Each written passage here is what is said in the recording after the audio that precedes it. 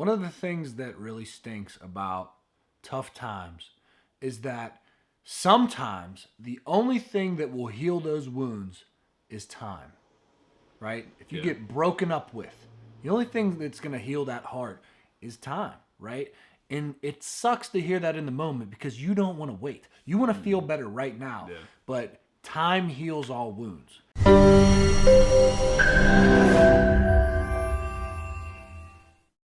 What's up, everybody? It's your boys Kevin and Nate here again with another episode of Chasing Greatness with Nate and Kevin. Like this video right now because you already know we're going to get it done. Subscribe, click the bell so that you get updates for when we post new videos, 7 a.m. on weekdays if you haven't noticed already. And leave your question down below in the comments section so that we can answer it. Let's jump into the questions. Go ahead, pick, Kevin. Beep. That was smooth.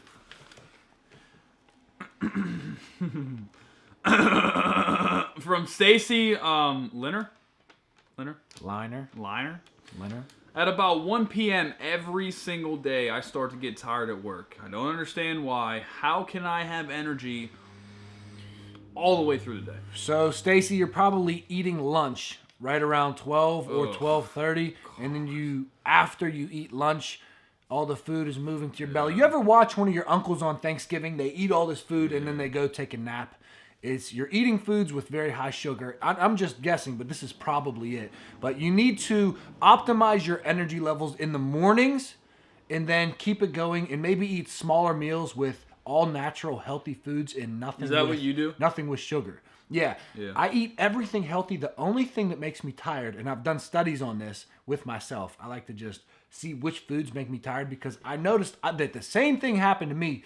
And so I took my lunch and I broke it down, and one day I didn't eat any chicken and I still got tired. Then I put the chicken back in and I didn't eat the peas and then I still got tired. And then I took the yogurt out and I ate everything and I wasn't tired. I wasn't tired. No, I wanted to understand why my body got tired, and it is because the yogurt made me tired. Listen. I'm done. Go ahead. My bad. I'm just messing with you. We're going to have another one of those episodes. Bro, you're just hating because I love my job and you hate yours. I don't hate mine. Anyways, eat. Yogurt has a lot of sugar in it. So yogurt makes me tired when I eat yogurt. Check the food that you are eating at lunchtime, and if anything is very high in sugar, don't eat that or eat smaller portions. Yeah. Or don't eat it all because I fast all day. That's good. If you fasting is when you don't eat. If you're going to do intermittent fasting isn't the greatest for women. Oh, really? Right. It messes up with their hormones and their periods and their pregnancy and all types of stuff like that. So their pregnancy. But Stevie fasts. So, I mean, if you want to do it, so then do I it. drink. We got to tell them what fasting is. Fasting is when you don't eat for a long period of time during the day. Intermittent fasting, right? So you start eating at 12 and then you stop eating at 8. So you have an eating window. And then at 8 p.m., all through the night, all through the morning, you don't eat again until 12, right? So that gives you a lot of energy. Let me just really quick to optimize your energy levels in the morning for any of you who feel tired in the morning. It starts when you go to bed. This is how you optimize your energy levels for every day. It starts before you go to bed. Never eat a big meal or a lot of food right before you go to bed. Try to leave an hour and a half, 2 hours before you, after you eat. Wait an hour, let yourself digest and then go to bed. Protein shakes don't count. You can still have a protein shake. Then go to sleep. Once you wake up in the morning, do what is called rebounding. Or I'll just say this. Do jumping jacks, right? Do jumping jacks for 5 minutes. And then drink a big glass of water. And then don't eat sugars. And you'll be energized for the entire day. You go ahead. This is what a normal person actually does if you just want to be... You don't want to be normal and whatever. You don't want to be normal. Cool. You don't want to be average. But this is what I do. Stacy's a boss. All right, Stacy.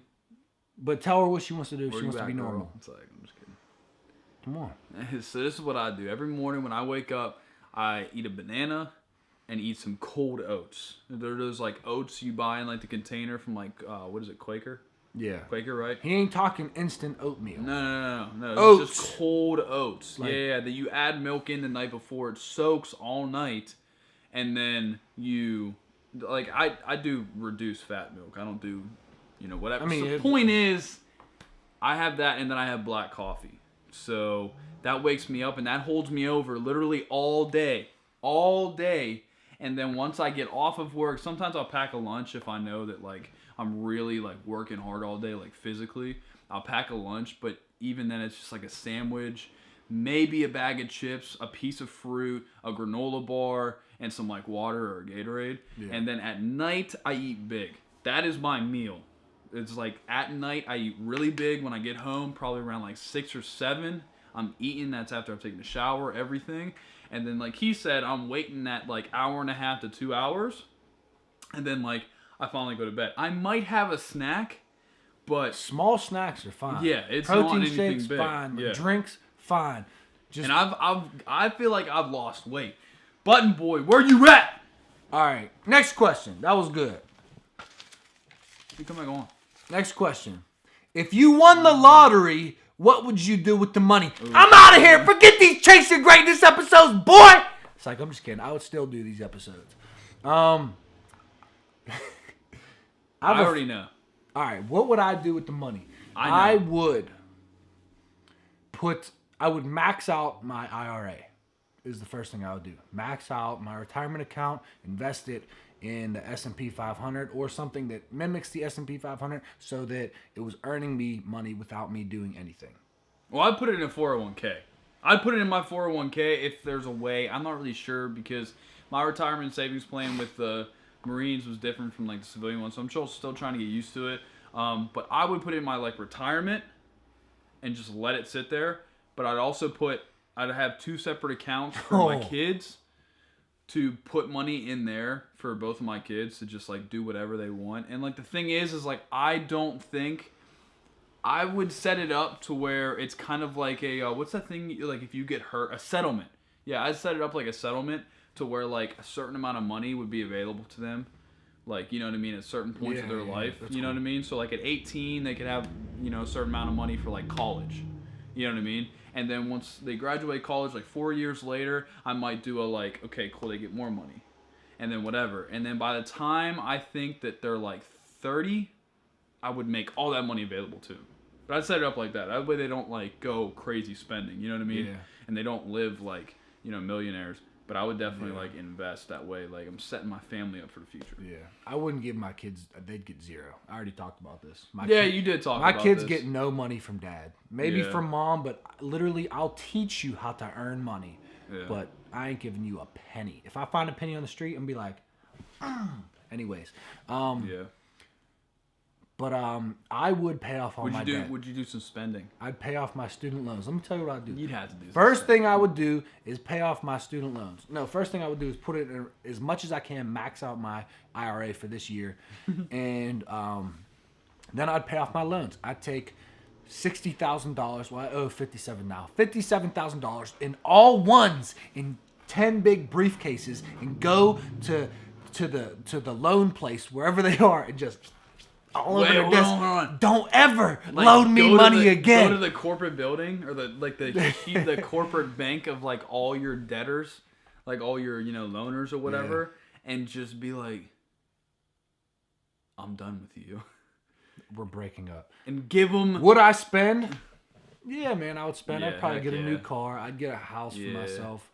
I'd buy my mother a new house. I'd do a lot of things for a lot of. Your mother wouldn't want a new house.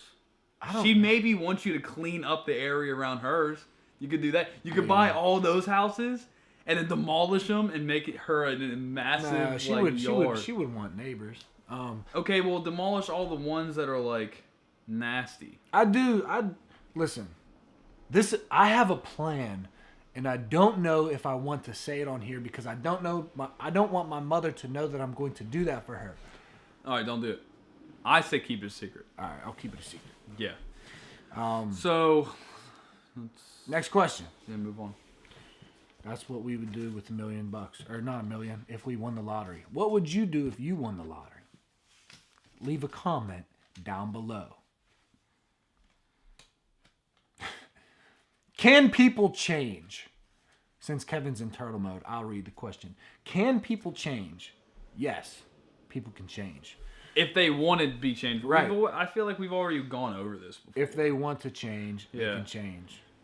They have to be willing to change. You cannot change someone if the will is not there. Maybe they like how they are. Yeah. And don't want to change. They have to be willing to change. Right. Let's just move to the next question. Yes, people can change. How do you get yourself through tough times in your life? Well, see, my mother taught me the biggest lesson she ever taught me is that there are ups and downs in this life. So every time you go through a tough time, you have to get through that. And then there's another climb that is even bigger and even more blissful than that. So when you go through a tough time, number one, you have to let yourself grieve. Let's say somebody in your family gets killed. Like that's a tough time, right? Let's say you get a disease, a terminal illness. That's pretty tough. Like there's a lot of things out there that can't just be brushed off, right? They do really hurt down to your core. But you have to let yourself grieve and really internalize that. And for me, I need to internalize that and find the good in it. That's something that I do whenever I go through tough times. I need to find the good in that situation. My father not being there, the good in that is that it makes me as driven as I am today to be a role model to your kid, Jay's kid, my nephews. Like, so I'm so happy that my father was never there for me. Like, there's good in every bad situation. Even if I got a terminal illness and I was going to die in 4 months like we talked about in the other video, there's good in that situation. I can find the positives in that situation.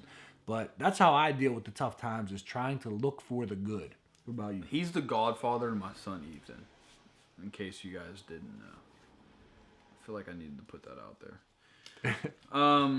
But I feel like I just recently have been through like some tough times. Not really all that tough compared to other people's. Everyone has different tough times, but this is one thing that I want to say. A lot of people say, you didn't have it tough, bro. Think about people in third world countries. They don't even have clean water. They don't have this, that, and the other. That doesn't mean that your times weren't tough for you. It's in your opinion. Yeah, it's your things affect people in a different way, you know. So like for me, I'm the kind of dude that like I put my head down and just get to the end. If something has a time limit on it and I know that it's gonna end, then I just put my head down and I just do whatever I can to get to the end. Now, say it's something that necessarily like needs action in order for it to change, then I do whatever I need to do to get out of that tough time. I mean, plain and simple. There is no just waiting it out. You can't just wait something out unless it has a time limit, like I was saying. You need to put in the action to get through it. I think we should both talk about a tough time, and honestly, in our life and how we got through. Can I just hit on something real quick? Yeah. Depression. I feel like most people in their lives experience a form of depression, either once or twice. You know what I mean? Like, at least in some form, minor, major, whatever. I feel like I'm conscious of that through tough times. So I am not trying to... A lot of people revert to just like maybe staying in the house all day or sleeping or whatever, you know, just to pass time by. But I feel like if you are doing something that either makes you happy or you're doing something that is bettering yourself, then you can get through that tough time without like hitting that low. Right. You know? Yeah. But you're right. If you want to... Yeah, let's talk about real quick. What was... It doesn't have to be the toughest time in our life, but a tough time in our lives and how we got past that. If I go first, I'm bringing this video way down. Go ahead, man. Just... What do you mean you're bringing it down? Do something to help out the person who asked. So, this was my last year in the Marine Corps, right? And my ex-wife and my kids had just moved home, you know? not gonna like give you 1,000 details, but we were going through the separation period, and a lot of things had happened, and me and her were not happy with each other. You know, I ran the risk of doing a lot of like stupid things, and I was just in a weird point in my life to where I felt like things were moving 100 miles per hour, and I couldn't change anything because of the mistakes and the decisions that I had made.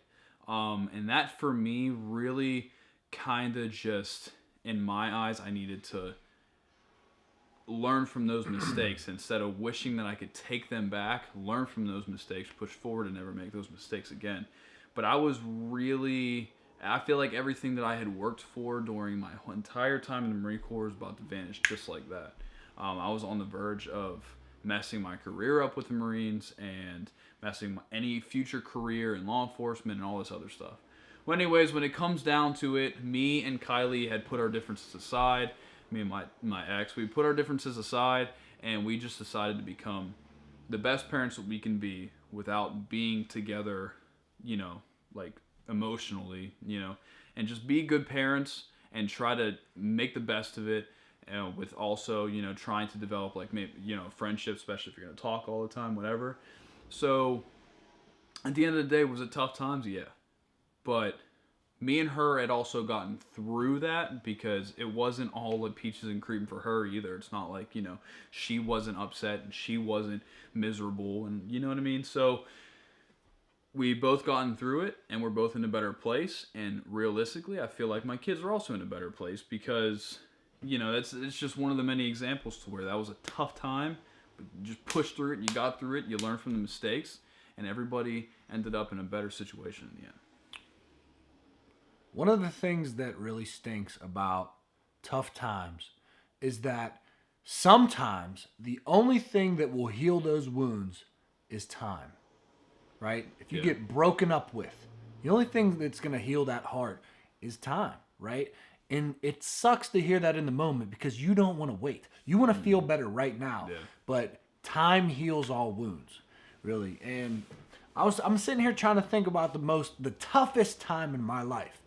And a couple things come to my head. Number one was getting my heart broken. Number two was my best friend being murdered.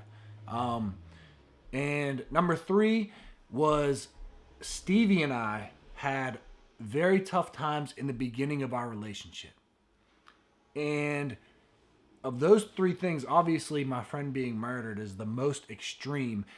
But at that point, I was in middle school. I was in the 6th grade. And the way I got past that tough time was I literally just put my head down and didn't talk to anybody and just worried about myself, right? I just stopped. People, like, I feel like that was the point in my life where I started respecting myself and I started demanding respect from other people, right? And like kids in my school would talk a certain way to me. All of a sudden you talk a certain way to me, I'm punching you in your face. Like no longer would I let something. So I've kind of found through that tough time, I've kind of found myself, and this is going back to looking at the positives. I kind of found myself looking for the greatest version of myself and what I could do to find a solution to that tough time. But I don't know. Time heals all wounds, and sometimes you just got to look for the positives and point out the good things in those tough times. But all right, that's it. Let me outro for this video. Kevin wants to outro. He wants to try to steal my thunder. If you like the video, go ahead and press the like button down at the bottom. Also, make sure you share the video. Press the bell, ding, up in the corner if you want to receive notifications from this guy's channel. And go ahead, as always, leave a comment down below if you have a comment that you either want to ask us or tell us, hey, you did a really good job, or even if it stinks, put a comment down below because we take criticism. Not well, but I mean, we take criticism, so. That was good. We will see you guys next time. Peace. Man telling me that was wrong because I'm going to know that it was wrong. I don't cuss a lot.